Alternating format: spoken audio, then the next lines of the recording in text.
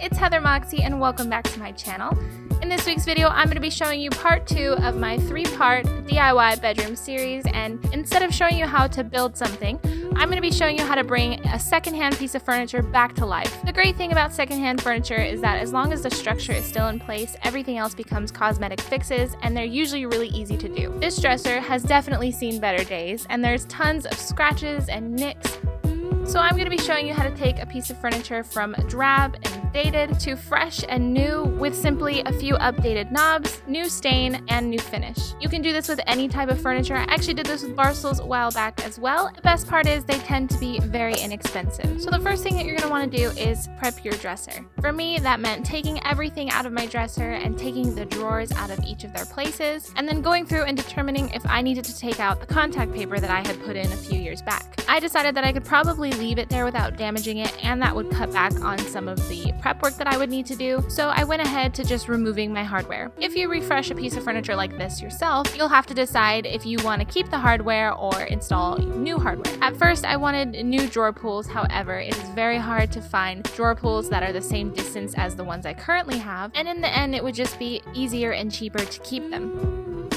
Next, you're going to need to decide how you're going to remove the old varnish and stain. I went with the stripping method, however, I do not recommend it. This was the first time I've ever stripped a piece of furniture, and to be honest, it was a complete pain in the butt. I initially thought it would be easier than sanding this giant dresser. Don't make the mistake I did. Decide for yourself if it's worth sanding, because the stripping process is equally labor intensive. If you do decide to use stripper, follow the directions on the actual brand that you get and apply as many coats as it tells you to, and wait the allotted amount of time. Mine was apply 1 coat and wait 15 minutes for it to bubble up, and after it's sat like that for a little bit, it's easier to scrape off. Keep in mind that whatever version of stripper you use, you may have to buy a second step like mineral spirits or another product that will essentially stop the first product from working, and then you can move on to your next steps. Of course, I will list and link everything down in the description box to give you more detailed instructions and the products and tools that I used.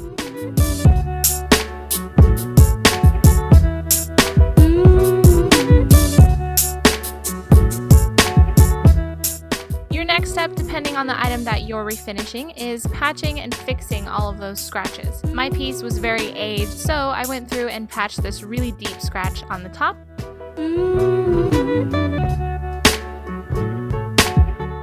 Once you have it placed to your liking, you can go ahead and wipe off the excess with a damp cloth and leave it to dry. And now it's finally time to move on to staining. Of course, I use my Minwax Early American stain, but no matter if you decide to paint or stain, you'll just do a few even coats until you've gotten the desired look that you like. For the dresser body, I used a staining pad, and for the drawer faces and everything else, I used a foam brush.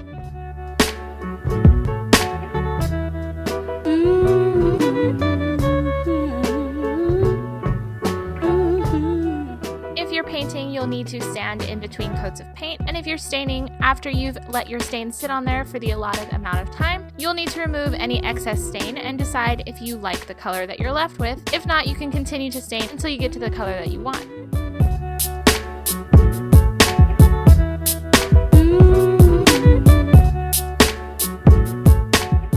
After you've given your stain a day to set, you can seal it with whatever type of sealer that you'd like. I personally love Minwax's polyacrylic water-based sealer. It's really easy to work with, and I usually get it in a clear satin so that there's a little bit of a shine, but it's not super glossy. I apply my polyacrylic with a foam brush, and it helps me avoid any streaking. And after that sets, you are completely done, and you can add any finishing touches that you like. Because I simply re-stained and refinished this dresser, the difference isn't super obvious, but I think it just looks refreshed and new, and for a dresser that I've had since I was in high school now, it is a long-awaited makeover. I added these 2 knob pulls from Hobby Lobby, and they are absolutely beautiful. They match everything so well. I will link those down in the description box along with everything else that I used in this video. Don't forget to subscribe and follow me on Instagram and Twitter at HeatherMoxieDIY if you'd like to keep up with me and get a sneak peek at part 3 of this DIY bedroom furniture series. And like I always say, I will see you guys next weekend with another video. Bye!